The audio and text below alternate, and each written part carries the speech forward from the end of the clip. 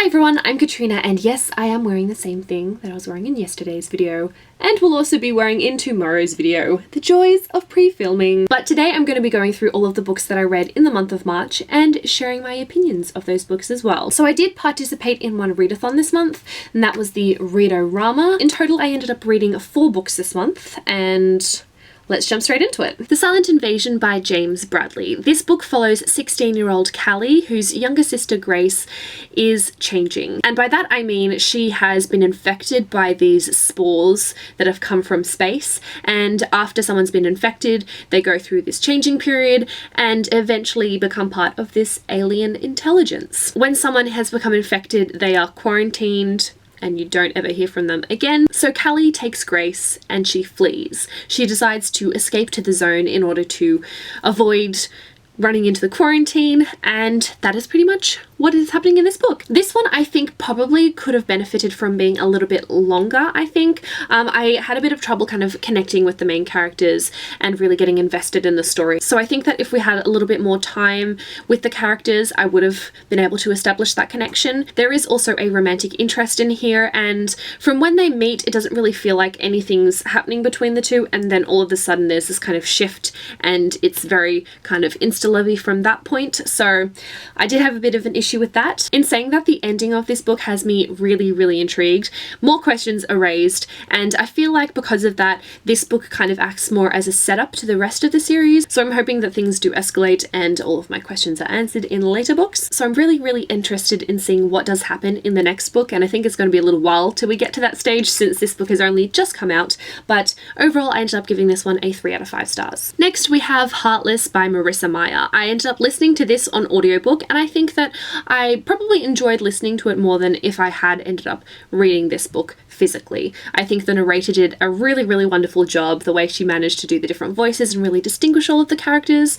really well done and very enjoyable. This is sort of a retelling prequel for the Queen of Hearts. We get her backstory when she's younger and kind of leading up to the events that turn her into the notorious Queen of Hearts that we know from Alice in Wonderland. So in her youth, she is known as Catherine, and she absolutely loves to bake. Her dream is to open up a bakery with her best friend, but the King of Hearts has his eyes set on her. She doesn't really want to court the king at all, and then she also meets this man named Jest, who's very mysterious, and she finds herself really drawn to. I think this was a really fun book, and I really enjoy kind of reimaginings or retellings of characters, particularly villains, when we also get their backstory to get more of a feel for that character and understand the events that led to them being the type of character that they are in the stories that we know. I also struggled a bit with connecting with Catherine in this book.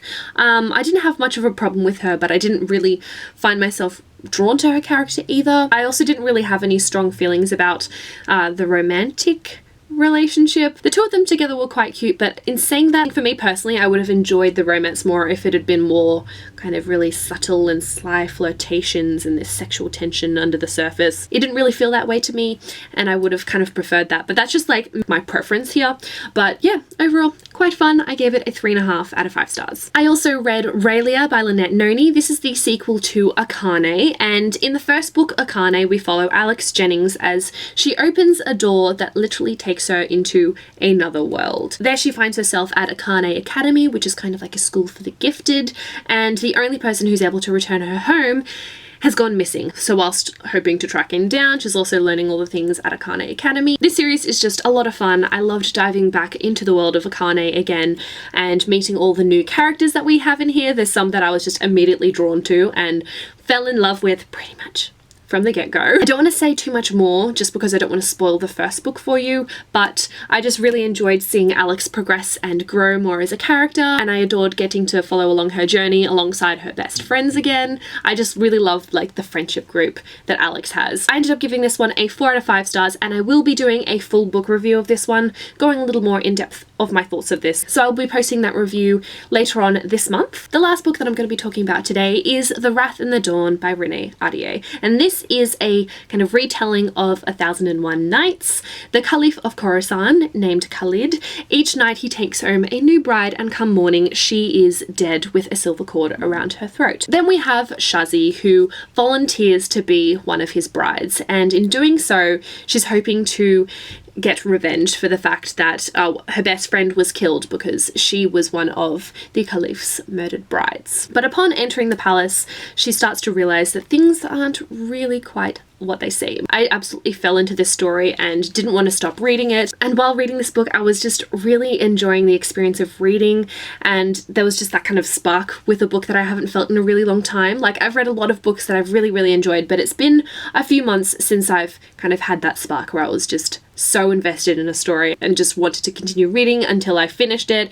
And then I did, and I was like, I need the second book right now. I'm gonna leave my thoughts there for this one because I also have a full book review of this one coming later this month as well, so keep your eye out for that. I just really enjoyed this book. It was absolutely wonderful, very satisfying, except for like how the ending just finishes out of nowhere and you're like, where's the rest of the book? So hoping to read the second one very soon, but yes, look out for my review. So those are all of the books that I read during March. Pretty decent reading month. That is all that I have for this video. Thank you guys so much for watching, and I will see you tomorrow with my April TBR video.